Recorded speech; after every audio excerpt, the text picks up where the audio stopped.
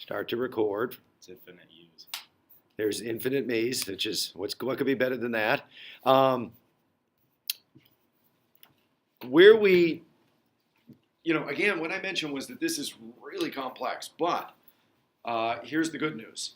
You have a simple construct to kind of talk about almost any reform issue. If you are going to kind of talk about a way to reform something, do you remember the rule of thumb I gave you the other day? What's a way to make sure that corrupt practices don't kind of continue and go on? Right? What do I do, Haley? I put a spotlight on it. We make it kind of public.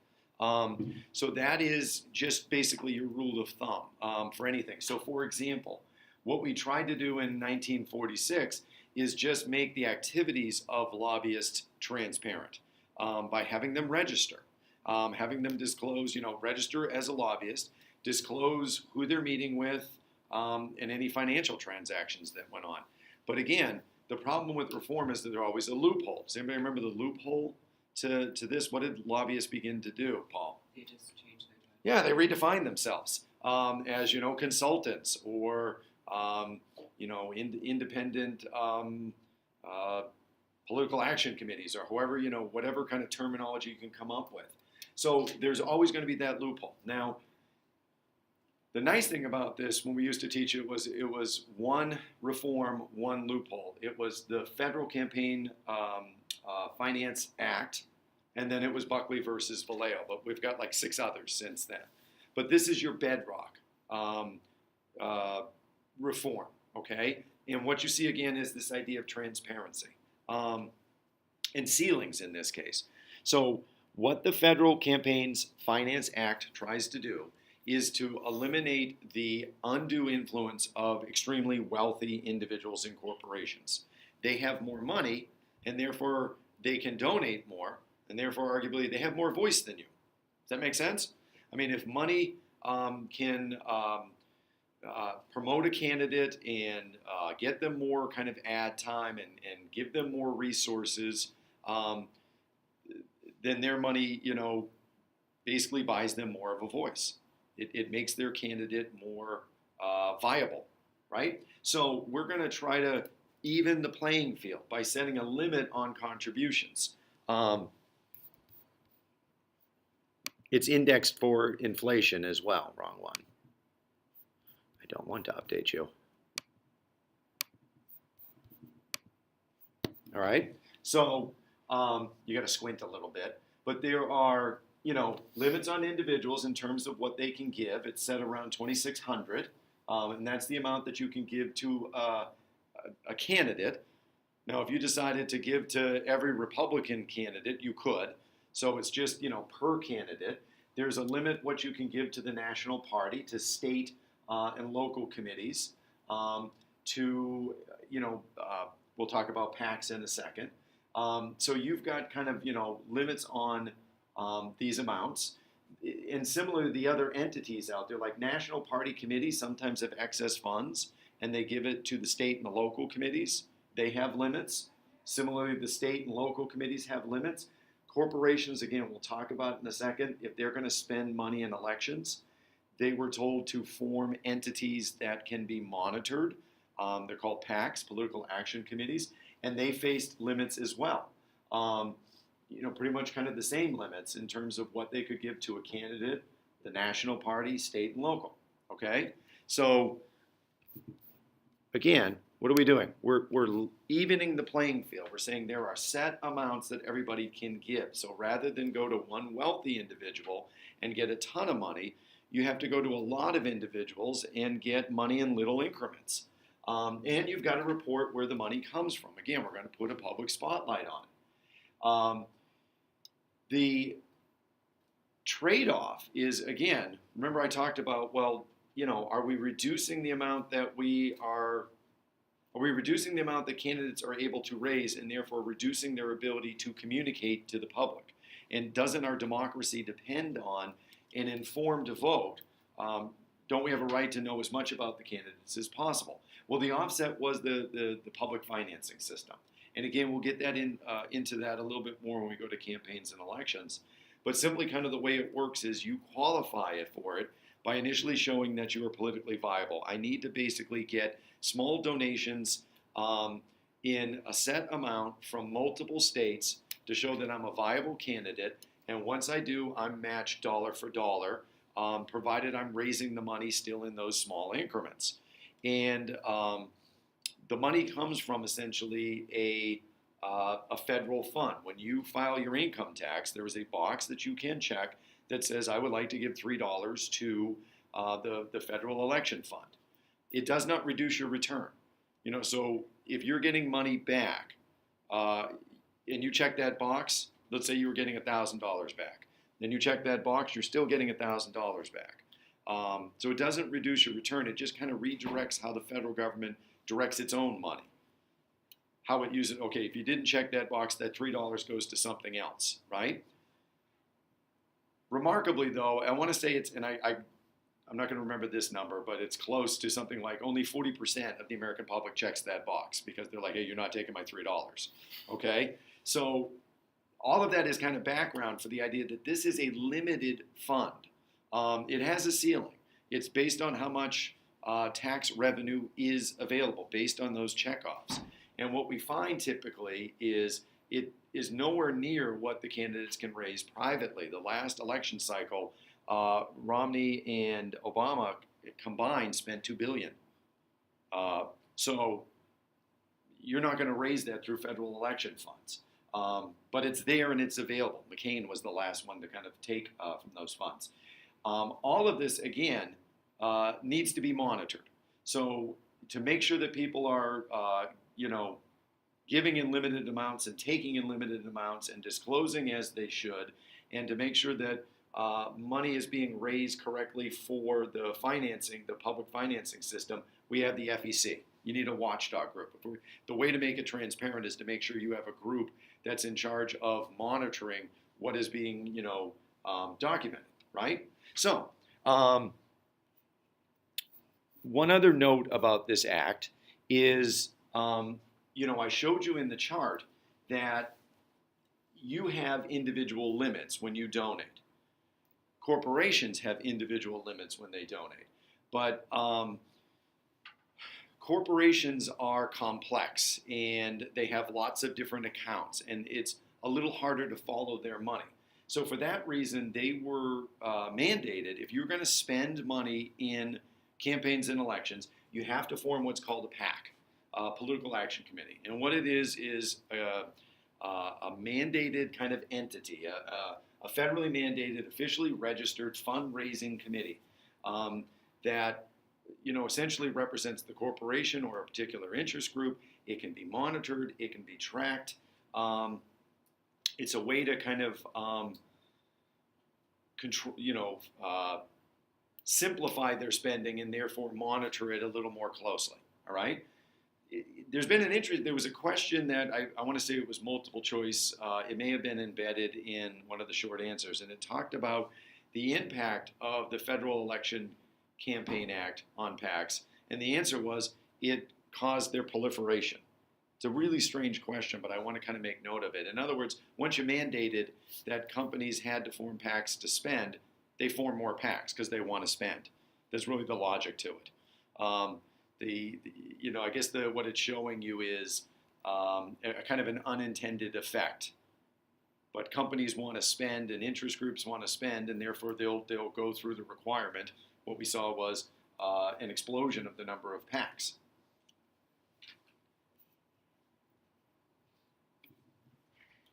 All right. So I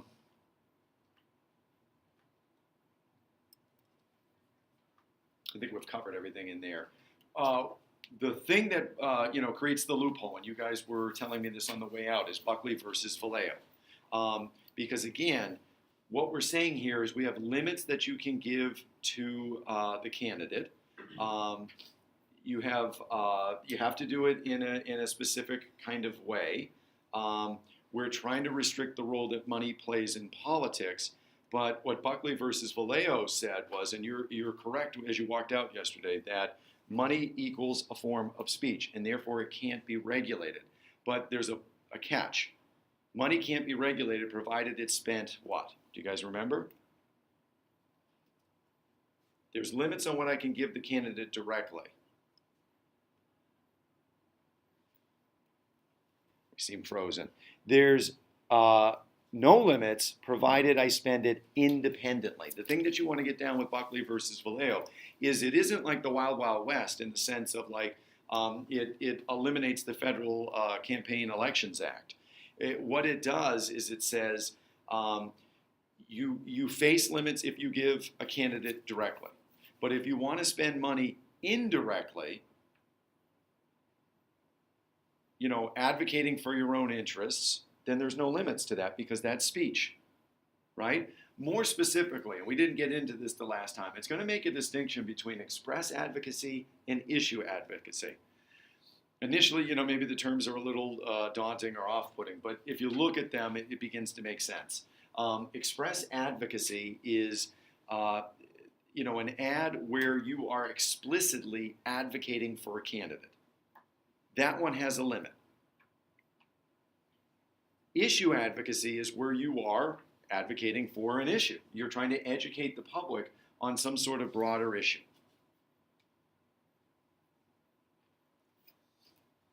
So, there's an irony here. If you are spending to directly aid a candidate, or you are giving money directly to a candidate, there's a limit on that. It's kind of, the funny thing is when we look at all this reform, the major thing it does is it diminishes the candidate's ability to control their message and to get their kind of, point of view across. Everybody else can spend as much as they want. That's going to be the result of all of this reform when we get to the end. Everybody can kind of spend what they want except the candidate. So that will be the irony. At any rate, if a PAC is trying to directly advocate for a candidate, they face restrictions. They have to kind of, use the money that has the finite limits. They've got to disclose. If we are doing issue advocacy, you can spend pretty much unlimited amounts, and you've only got to avoid certain things. So what do we mean by issue advocacy? Well, you got to dance around the idea of kind of mentioning the candidate directly. The Supreme Court actually sets up a list of like dirty words, things that can appear in your ad. You can't say, for example, like vote for. You say vote for, now you're express advocacy. You can't say elect or defeat or support or vote against or reject or the person's name. Cast your ballot for. This is literally a list and a footnote. As long as you avoid these phrases, PACs can kind of run ads, and there's a limitless nature to them. They can spend as much money as they want in these ads. They don't face the restrictions that was set up by the Federal Campaign Act, right? So, I've got figures in there just to kind of show you that we're talking big dollars here. We're talking, tens, if not hundreds of millions. But what I want to jump out at you guys is the idea that where does this money go to? Who do PACs typically run express advocacy ads for? It's incumbents. And again, how often do incumbents get reelected? What's my percentage? 90 to 95% of the time, right? There appears to be a link between spending and, increased chances of getting reelected. What's also maybe a little troubling is the kind of shadowy list of the top spending PACs. Who is Act Blue? Who is Move On? Who is Emily's List? Fred's a Fred Thompson was a big spender in that particular. Here's teachers spending a bunch of money in realtors and unions and the NRA. So we've got a lot of money being spent, and again, largely kind of independently and seemingly in an unregulated sense, right? So again, if this was 10 years ago, the next question would be, what was the reform and what made it potentially effective? And again, you talk about it made things transparent and it gave you mechanisms to monitor. What was the loophole? And you talk about Buckley versus Valeo and how spending money became a form of speech provided it is spent independently. Make sure you get that part down. So, okay, there's the language. What's the loophole? What does the specific type of spending look like? And what we have to begin to distinguish is the PAC spending, and the soft money, right? So the two, it would ask again, what are the loopholes? Most specifically, it's PAC spending in the form of issue advocacy, right? That would be one. So the question would probably ask for two ways that it created a loophole. PAC spending through issue advocacy. The second loophole would be both corporations as well as party organizations using a type of money called soft money to, again, promote a candidate where, again, the candidate isn't the one getting the money and being able to kind of control the message, all right? So we got to contrast hard money to soft money. I showed you in the chart that sometimes there's excess funds. That district, state, and federal party committees have money, and sometimes they want to direct it towards each other or a candidate. And when they do, they have limits. If the party wants to give money to a particular candidate, they have a ceiling. If the federal committee wants to give to a state because there's a particular, the balance of the Senate hangs, or the division within the Senate, the balance between Democrats and Republicans hang in the balance, and they want to swing that state and they're going to give money to them, they face limits. That money that they give directly is called hard money. Money given directly or coordinated with the federal candidate or given to state and local committees. They face limits, they face disclosure limits. After Buckley versus Vallejo, though, again, this whole idea of spending independently without regulation allows them to create this new category called soft money. And what soft money is money that is used for party building activities. And I do the hand quotes because they look cool, right? I don't really mean it. That's why you're doing the hand quotes. These party building activities are for things like party mailings, volunteer recruitment, voter registration, getting out the vote. But I can also do some issue advocacy. What you see is if I'm doing party building activities, I might be doing it in a manner that gives me a strategic advantage with respect to a particular candidate or particular race. I can really do a ton of party building activities where there is that close election that might swing the Senate one way or another. I might do it to run some issue advocacy ads that, again, have a tangential benefit to a particular candidate. So, again, it's intended to strengthen, state and local party activities, to kind of build the party. But you're going to see that it often provides benefit to the ticket. And again, it avoids the restrictions in terms of reporting and limits because it's not going directly anywhere. So again, the rule of thumb is as long as you are spending it independently, whether it's in the form of PAC issue advocacy or soft money to build the party, there are no limits in terms of disclosure or amount. That leads me to my next reform. And this was one that, it was a bipartisan effort. McCain is on one side, Feingold is on the other side. They're kind of prominent figures within the Senate. Got a great name. Apologize for this, the Bipartisan Campaign Reform Act. Good luck keeping that straight from the others. And what it's going to do is kind of similar in nature. It's going to try to fix some of those loopholes, try to, once again, make things public. One of the first things it does is it recognizes the fact that what's killing the Campaign Finance Reform Act is the demand for larger spending, I suppose. That, there's all this, there are all these interests that want to spend money to kind of promote their ideas, their candidate, and it's drowning out the candidates themselves and their ability to kind of craft their own message. So what we need to do is put more money into that system. What it does is it raises, the original kind of limits were really constricting. And it actually kind of raises the amount that individuals and corporations can donate to a candidate. It was dubbed the Millionaires Amendment. Um, what it's essentially trying to do is provide this counterbalance. I know that, independently you could probably raise more funds. I know that independently you could probably spend more money. Let me try to make our system a little more attractive by putting more money into the system, raising those limits. That's one.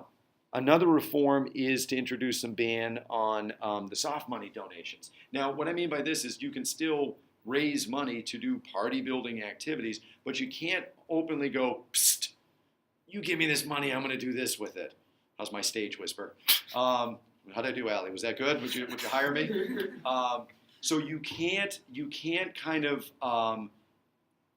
essentially suggest that this is a pathway to really benefit the candidate and then subsequently direct the money to do that. You can't openly solicit the money, and then you can't subsequently direct the money to benefit the candidate. You've got to use it for what it is intended for, right? Then what it's going to say is, okay, so we've kind of tried to make our public system a little more attractive. We've tried to close down one of the loopholes in terms of the soft money spending. What are we going to do about that PAC spending on issue advocacy? Well, what they try to do is to get away from that whole nonsense of, is it express advocacy or is it issue advocacy? I'm sorry, what they did is they came up with another term. So here you go, electioneering communication, which is basically this umbrella term that says, I'm not going to worry about express advocacy or issue advocacy. That's a game. If you are running an ad that just basically clearly advocates for a candidate, we're going to ignore the words, we can put some restrictions on it. All right? Now, one of the things I want to mention is that this is unique to corporations and unions. They seem to, again, have an outsized voice, and this reform specifically targeted them and their outsized voice. So if you are a corporation or a union group and you are running an ad that clearly advocates for a candidate within a certain time frame, because I think you guys noticed that when we went from Iowa to New Hampshire, did you notice the ad cycle kind of picked up? Just because we were, within the periphery. And you'll notice it again as Super Tuesday approaches, right?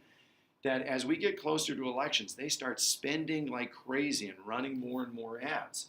So this restriction isn't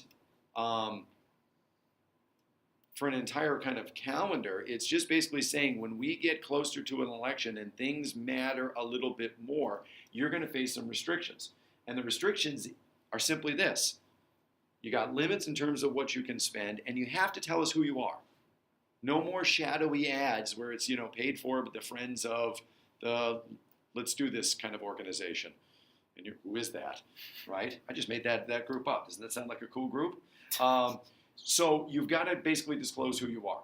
All right. What are the limits? Well, you've essentially got to go through your PAC funds. What a lot of corporations and unions were doing is you have to form a PAC. You have to, follow the limits in terms of spending that are governed by the PAC. And what they were doing is dipping into general funds, a bigger pool of money, as opposed to those PAC funds where they have to disclose their identity. So you can't use your general funds, which has no ceiling. You've got to use your PAC funds, and you've got to tell us who you are. Now here's the good news. This is hard to remember, right? It's mostly going to go away. So we'll eliminate it. Here's the bad news. We got to talk about other cases in order to do that. And there's like a federal case, and then there's a couple of Supreme Court cases. And again, I see writing, which is good. And then I'll give you my actual notes, because I think this is just tricky enough that you do want that reinforcement.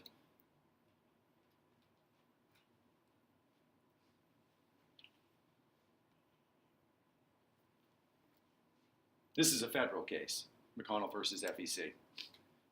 What it does is essentially the same thing as Buckley versus Vallejo. It's going to look at this idea of, can you go in and specifically say for corporations and labor groups that the amount of money that you spend can face limits and a disclosure rule? Or Is that form of spending a form of free speech?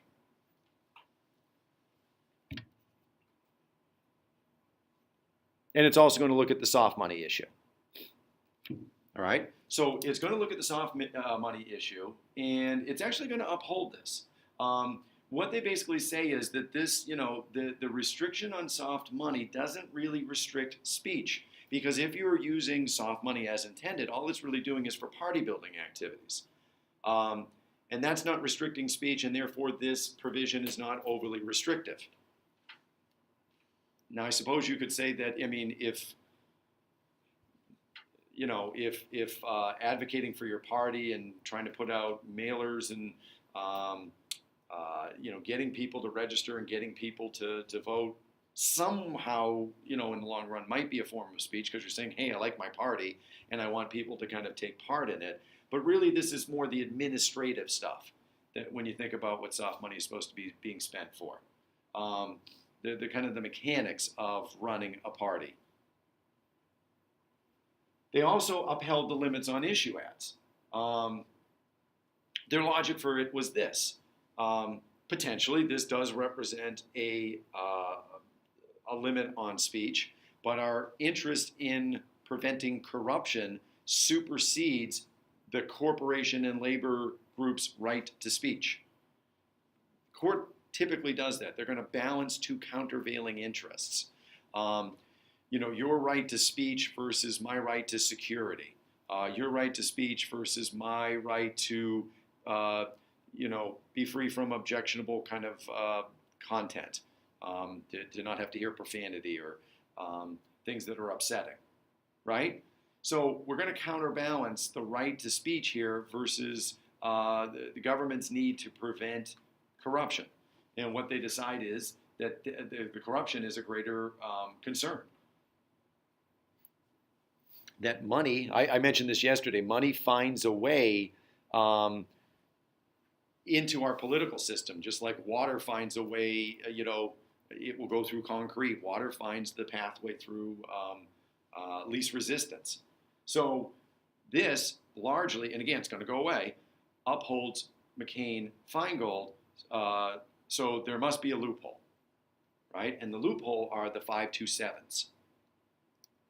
There are going to be 501s. There's a bunch of forms of corporate and union spending based on the tax code. They create a group that is defined within our tax code as like a nonprofit, nonpartisan group that is doing, in some cases they're doing kind of public service or charitable work and therefore doesn't face restrictions. To give you an example, if you were a religious group doing charitable work, you would qualify under the tax code for a tax-sheltered status. You're doing charitable work and you're a religious organization. You don't face restrictions. Corporations will kind of essentially use that logic within the tax code to create groups that don't face restrictions. And the first pathway they find are these 527 groups. All right? So you have upheld restrictions on soft money. You have essentially put a limit on us based on our corporate identity and the timing of the election and the type of ad. How do we get around that? We're going to form a 527, which is an advocacy group that doesn't have limits on the amount that we can spend, that doesn't have to disclose who they are, provided the money is spent independently and provided it's spent on an issue ad. We're all the way back to what they did after Buckley versus Vallejo. It's just now to do it, we're using a section in the tax code, right? Before you could just do it, now you're using the tax code as a shelter.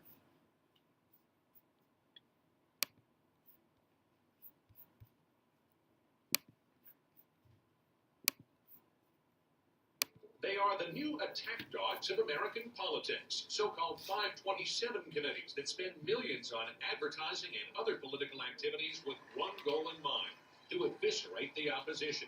And according to President Bush, they make a mockery of campaign finance reform. I thought we were going to, once and for all, get rid of a system where people could just pour tons of money in and, and not be held to account for the advertising. But the president is well aware finance reform never covered 527s, which, because of a loophole in federal election law, can raise unlimited money as long as they don't coordinate with campaigns. What Mr. Bush may be more worried about, say finance experts, is the Republicans' inability to compete. The 527s are much more active and much more successful on the Democratic side than the Republican side. So, all other things being equal, the president would benefit by a crackdown on the 527s. In fact, of the top 20 527s, only 2 are Republican, and Democratic groups have outraised them 15 to 1. For John Kerry, the 527s have been essential. They've put forward his message. They've attacked George Bush in ways that the Kerry campaign could not, and they've helped energize voters in a way that the Democratic Party could not. And even as the president calls to eliminate 527s, Republicans are scrambling to catch up.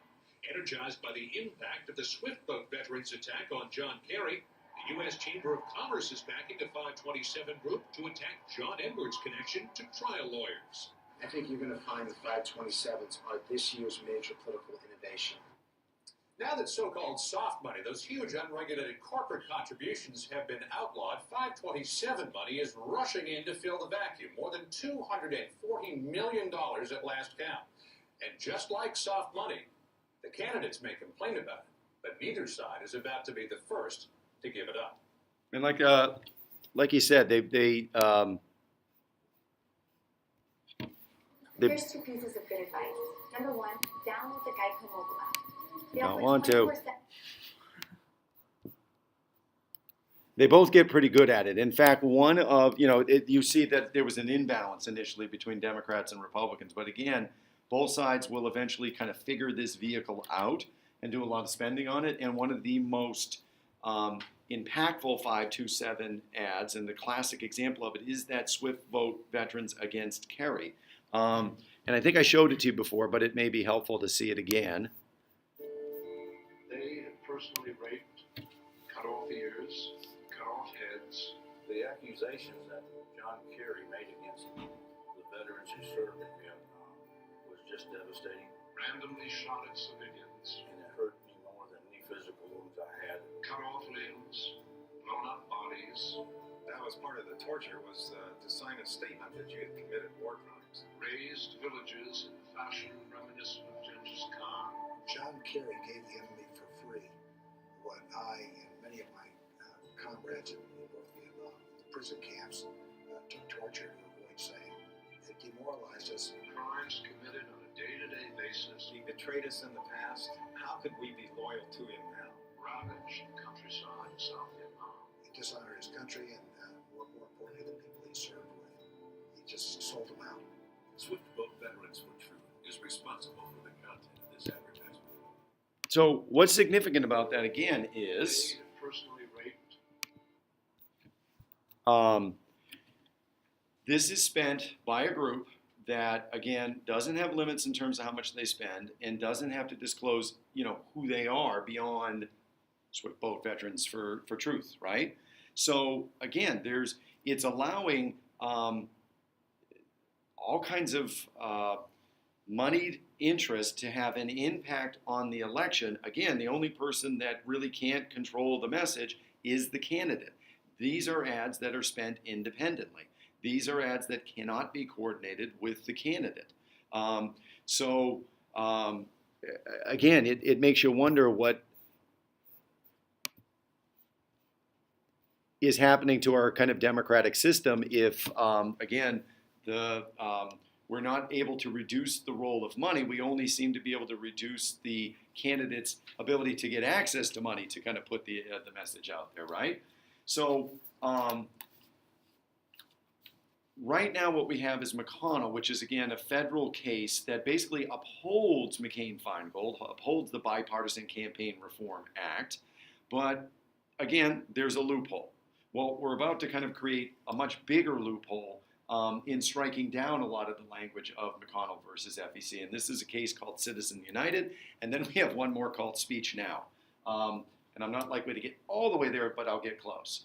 All right? So let me see if I can go. Can I go fast from Citizen United? There is a movie that was in the last election cycle that was critical of Hillary Clinton. And essentially, the group putting the movie out didn't want to form a PAC, didn't want to do the disclosure. They were basically, fighting a lot of the language that was out there. Now, in McConnell versus FEC, it said that political speech can be restricted based on if it's an issue ad, based on how close it is to the elections, based on who's behind it, and based upon the amount that's being spent. Those were upheld. Again, 527s is the loophole. In Citizens United, basically what we do is we once again kind of bring in the idea that there is corporations like you and I have a right to spend as much as they want as long as it is spent independently. Corporations like you and I have a right to free speech. So as long as they're spending independently, you can't put a limit on it. What this means is they don't have to form a PAC. So this group that wanted to run their ad and didn't want to have to do it in a way that was being monitored, in a way that faced restrictions, they can do it because they're doing it independently. So I don't have to form a PAC. I don't have to disclose. I don't have to face spending limits. The only thing I have to do is make sure I'm spending independently. So PACs have the right of people. Or corporations have the rights of people. Again, before, I could only run an express advocacy act if I had a PAC, if I was using kind of the regulated funds. Now I can use any funds to run any kind of ad, and I can even use soft money, and I don't have to tell you who I am. Or excuse me, I do have to tell you who I am. Basically, I can, if I'm going to run and express advocacy, I do have to do the disclosure rule because that's my next kind of loophole. Everything has a loophole. So the next loophole are the 501s because, hey, maybe I don't want to tell you who I am. You know, maybe I'm a corporation where if I advocate for a particular candidate, it might damage my brand. You know, if I'm Walmart and I get behind a Bernie Sanders, I get behind a Donald Trump, I'm going to alienate somebody. So I want to keep my corporate identity anonymous because I want to not alienate consumers and continue to sell. So if I want to spend in an unlimited fashion without disclosure, I'm going to form a different kind of group, not a 527, but a 501(c). That's the tax code. You just need to remember the 501. I don't think you necessarily need to remember that. I even did it wrong. C4 as opposed to 4C. They are considered a social welfare group. They're there for your benefit because they're giving you information. And what we don't have to do is disclose who our donors are, provided we're running issue ads. I'm going to add one thing to this. Speech Now essentially says that there's no restrictions on money going out. Why should there be restrictions on money coming in? What it essentially will say is not only can corporations spend as much as they want anonymously, but they can pull in money from other groups as much as they want anonymously. We're back to where we started at the end, right? So have a good weekend. Keep chipping away at that study guide. We're actually a little ahead of schedule. We'll see you, Ryan.